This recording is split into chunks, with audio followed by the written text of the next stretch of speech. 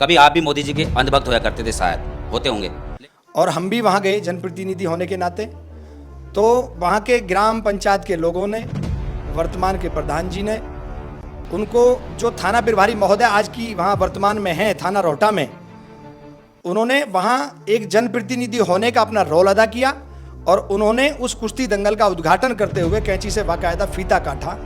ये बहुत ही गैर संवैधानिक और गैर जिम्मेदाराना काम एक वर्दी में लेडी सिंघम कही जाने वाली मेरठ जिले की प्रसिद्ध महिला प्रभारी जो 3 सितारे अपने कंधों पर सजाती हों, उन्होंने बहुत ही ये गैर संविधाना काम किया है। बहुत बड़ा कार्य क्या किया? राम मंदिर का जो निर्माण हुआ है सुप्रीम कोर्ट के आदेश पे हुआ है। माननीय सर्वोच्च न्यायालय के अधीन वो मुकदमा बहुत दिन तक चला। 1992 में विध्वंस वो ढांचा गिराया गया, वो परिसर खत्म किया गया। उसके बाद वो निरंतर 92 से लेकर के 2022 में वो उसका निर्माण हुआ है। वो माननीय सर्वोच्च न्यायालय ने किया है। उसमें अपनी वोट बनाने के लिए, धर्म विशेष को खुश करने के लिए इसमें कौन सा बड़ा तीर चला दिया, ये बताइए आप मुझे। एक तरफ तो आप कह रहे हैं कि सर्वोच्च न्यायालय ने किया, हम किसी दूसरे धर्म को साधने का काम भी तो ये करते हैं हमेशा। जब कोई दूसरे धर्म का लोग जब किसी out of country, Arab country या मुस्लिम देश में कहीं जाते हैं माननीय प्रधानमंत्री जी, तो वो वहाँ संविधान की कसम खाते हैं, महात्मा बुद्ध की कसम खाते हैं, उनके संविधान के द्वारा बनाए गए बाबा साहब भीमराव अम्बेडकर के संविधान के द्वारा चलने वाले अपने आप को सबसे बड़े भारत के महापुरुष साबित करते हैं जी। और जब दूसरे विशेष धर्म की बात आती है तो ये कहते हैं कि हमने तो किया नहीं ये काम, ये तो माननीय सर्वोच्च न्यायालय ने किया है। और भारत में आकर आप पलटवार करते हैं, भारत में आकर आप कह देते हैं कि ये तो भारतीय जनता पार्टी की देन है कि जो मंदिर का निर्माण हो गया। तो एक लीक तो पकड़ो। धर्म साधने के लिए या वोट की राजनीति करने के लिए जनता को कब तक बेवकूफ बनाया जाएगा, आप बताइए। जनता भी समझदार है। 21 सेंचुरी में हम लोग जीवन यापन कर रहे हैं। जब पुरानी सरकारों से, 60 साल की सरकारों से दुखी होकर, परेशान होकर जब इनको बदल सकते हैं, तो जनता आने वाले समय में इनसे नाखुश होकर इनको भी बदल सकती है।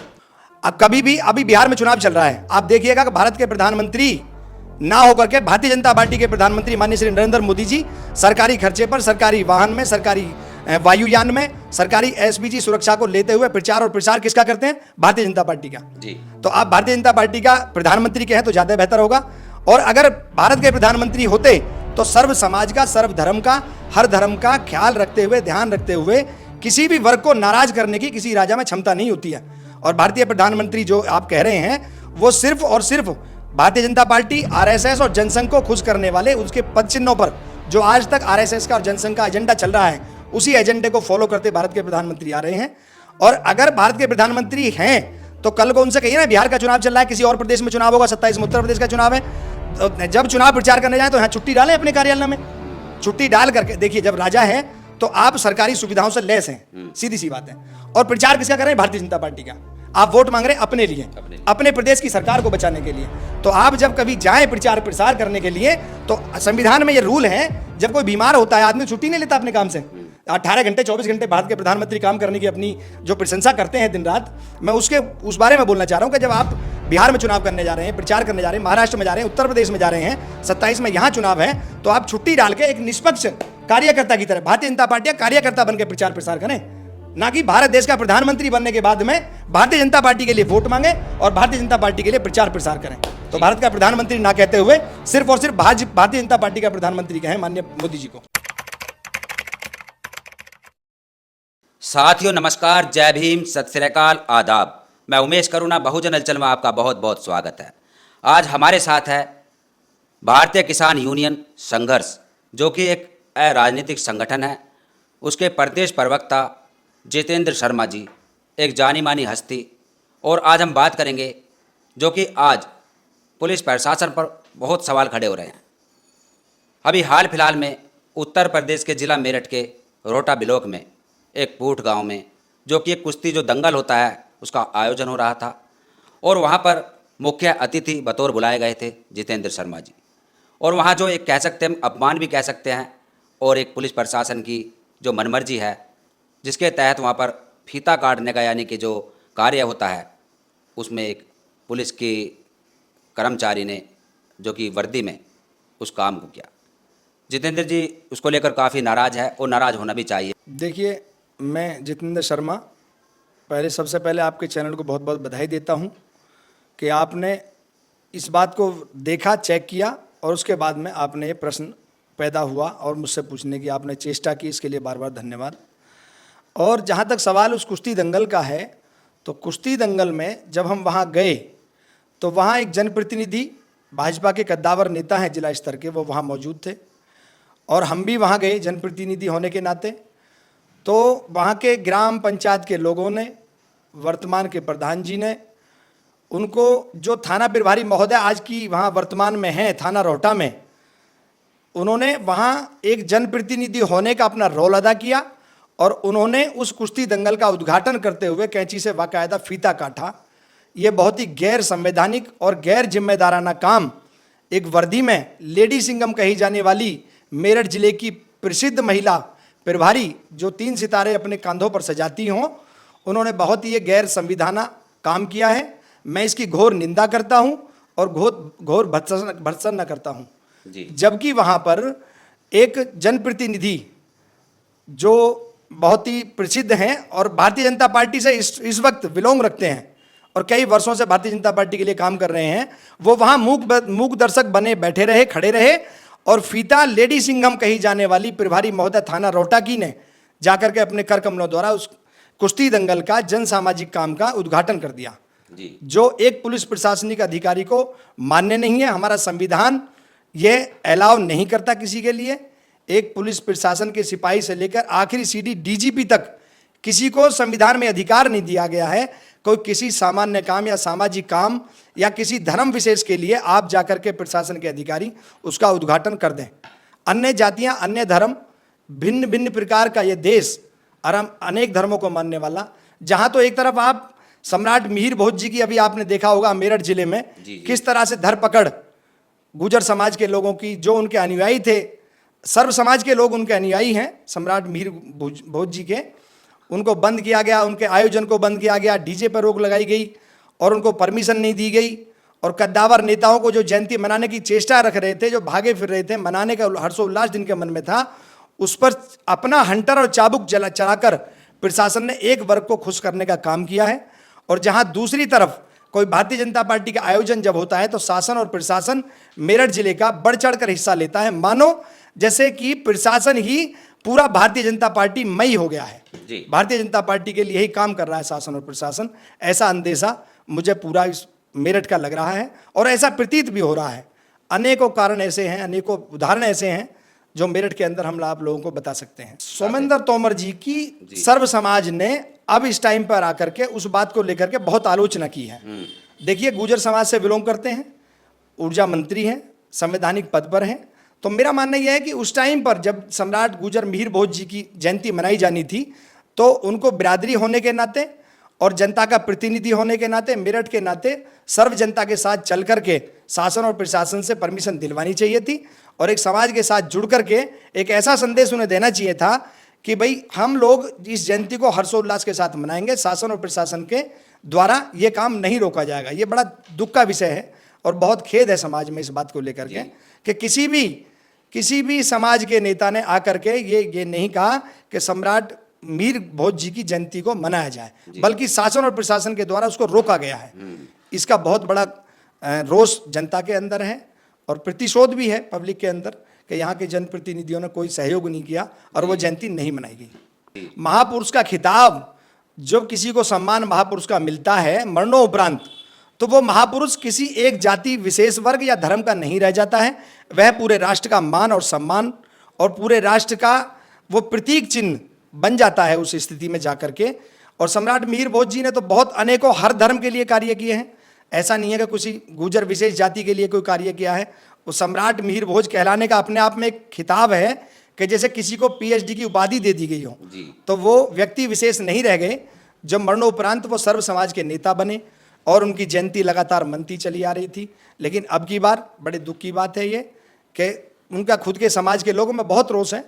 मैं तो एक ब्राह्मण हूँ और मैं उनका अनुयायी हूँ और मैं 1-2 जगह गया भी, मैंने माल्यार्पण करने की कोशिश की और जेवरी में जाकर जैसा हमसे बना हमने वहाँ प्रसाद वितरण वगैरह किया था।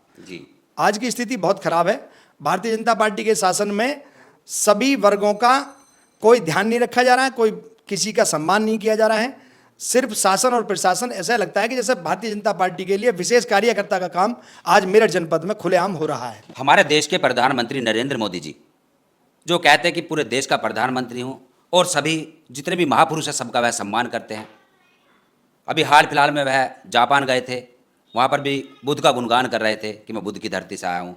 और आज जो सम्राट नीर भोज की जयंती पर उनकी तरफ से कुछ ऐसा नहीं देखने को मिला, कोई इस प्रकार का सम्मान उन्होंने नहीं किया। इसको कैसे देखते हैं आप? देखिए, पहली बात तो मैं कहूँगा पत्रकार महोदय, आपकी जानकारी ठीक नहीं है। जी। आप जो है, एक तो सोशल मीडिया का जमाना है, जब मुख्य धारा की मीडिया अपने रास्ते से भटक गई हो तो आप जैसे पत्रकारों का दायित्व और ज़्यादा बढ़ जाता है।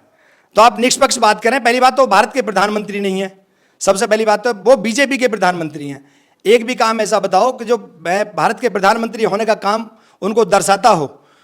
अब कभी भी, अभी बिहार में चुनाव चल रहा है, आप देखिएगा कि भारत के प्रधानमंत्री ना होकर के भारतीय जनता पार्टी के प्रधानमंत्री माननीय श्री नरेंद्र मोदी जी सरकारी खर्चे पर, सरकारी वाहन में, सरकारी वायुयान में, सरकारी एसपीजी सुरक्षा को लेते हुए प्रचार और प्रसार किसका करते हैं? भारतीय जनता पार्टी का। जी। तो आप भारतीय जनता पार्टी का प्रधानमंत्री के हैं तो ज़्यादा बेहतर होगा। और अगर भारत के प्रधानमंत्री होते तो सर्व समाज का, सर्व धर्म का, हर धर्म का ख्याल रखते हुए, ध्यान रखते हुए किसी भी वर्ग को नाराज करने की किसी राजा में क्षमता नहीं होती है। और भारतीय प्रधानमंत्री जो आप कह रहे हैं वो सिर्फ और सिर्फ भारतीय जनता पार्टी, आरएसएस और जनसंघ को खुश करने वाले उसके पद चिन्हों पर जो आज तक आरएसएस का और जनसंघ का एजेंडा चल रहा है, उसी एजेंडे को फॉलो करते भारत के प्रधानमंत्री आ रहे हैं। और अगर भारत के प्रधानमंत्री हैं तो कल को उनसे कहिए ना, बिहार का चुनाव चल रहा है, किसी और प्रदेश में चुनाव होगा, 27 में उत्तर प्रदेश का चुनाव है, जब चुनाव प्रचार करने जाए तो यहाँ छुट्टी डालें अपने कार्यालय में। छुट्टी डाल करके देखिए, जब राजा है तो आप सरकारी सुविधाओं से लैस हैं, सीधी सी बात है। और प्रचार किसका कर रहे हैं? भारतीय जनता पार्टी का। आप वोट मांग रहे हैं अपने लिए, अपने प्रदेश की सरकार को बचाने के लिए। तो आप जब कभी जाएं प्रचार प्रसार करने के लिए तो संविधान में ये रूल है, जब कोई बीमार होता है आदमी छुट्टी नहीं लेता अपने काम से। 18 घंटे 24 घंटे भारत के प्रधानमंत्री काम करने की अपनी जो प्रशंसा करते हैं दिन रात, मैं उस बारे में बोलना चाह रहा हूं कि जब आप बिहार में चुनाव करने जा रहे हैं, प्रचार करने जा रहे हैं, महाराष्ट्र में जा रहे हैं, उत्तर प्रदेश में जा रहे हैं, 27 में यहां चुनाव है, तो आप छुट्टी डाल के एक निष्पक्ष कार्यकर्ता की तरह भारतीय जनता पार्टी का कार्यकर्ता बनकर प्रचार प्रसार करें, ना कि भारत देश का प्रधानमंत्री बनने के बाद में भारतीय जनता पार्टी के लिए वोट मांगे और भारतीय जनता पार्टी के लिए प्रचार प्रसार करें। तो भारत का प्रधानमंत्री ना कहते हुए सिर्फ और सिर्फ भारतीय जनता पार्टी का प्रधानमंत्री कहें माननीय मोदी जी को। कभी आप भी मोदी जी के अंधभक्त होया करते थे, शायद होते होंगे, लेकिन आज मोदी जी की जो असलियत है आम जन तक पहुंचने लगी है और उनके ऊपर सवाल बहुत ही खड़े हो रहे हैं। क्योंकि अभी हाल फिलहाल में हमें एक नितिन वर्मा, जो कि सुनार है, सुनार की दुकान है उनकी लिसाड़ी में, वह मिले और बड़े परेशान है, कह रहे कि आज तक ऐसा हमारा काम नहीं टूटा जैसे कि आज के समय में टूटा है। इतना महंगा गोल्ड कर दिया, उसके बाद हम दुकान पर मक्खी मारते हैं, दुकान पर काम नहीं आ रहा। और दूसरी बात कि हम भी कभी मोदी के अंधभक्त होया करते थे। एक तो अंधभक्त होता है, हम कट्टर अंधभक्त थे, लेकिन आज हमारी समझ में आ रहा है कि हमने बहुत बड़ी गलती की। नरेंद्र मोदी जो धर्म की राजनीति लेकर आए थे, धर्म के ऊपर उन्होंने सबको बरगलाया और आज उनके ऊपर ईवीएम के ऊपर भी सवाल खड़े हो रहे कि ईवीएम से भी काफ़ी झोलमोल हुआ है। तो इस चीज़ को देखते हुए जो हमने अभी आपसे सवाल किया कि आप भी कभी मोदी जी के अंधभक्त होया करते थे या नहीं? अंधभक्त का मतलब यह है कि अंधभक्त, देखिए हमने जब 60 वर्षों तक कांग्रेस का राज देखा, अन्य सरकारें भी रही हैं यहाँ, ऐसा नहीं कि कांग्रेस का राज निरंतर चलता रहा है, बीच बीच में दूसरे प्रधानमंत्री भी देश में आते रहे हैं। दूसरी बात यह, अंधभक्त का मतलब ये ना कि समर्थक रहे हैं। जब किसी चीज़ की अति हो जाती है, जब हम किसी राजा से बहुत ज़्यादा दुख हो जाता है, हम लोगों को, जनता परेशान हो जाती है, तो जनता परिवर्तन चाहती है।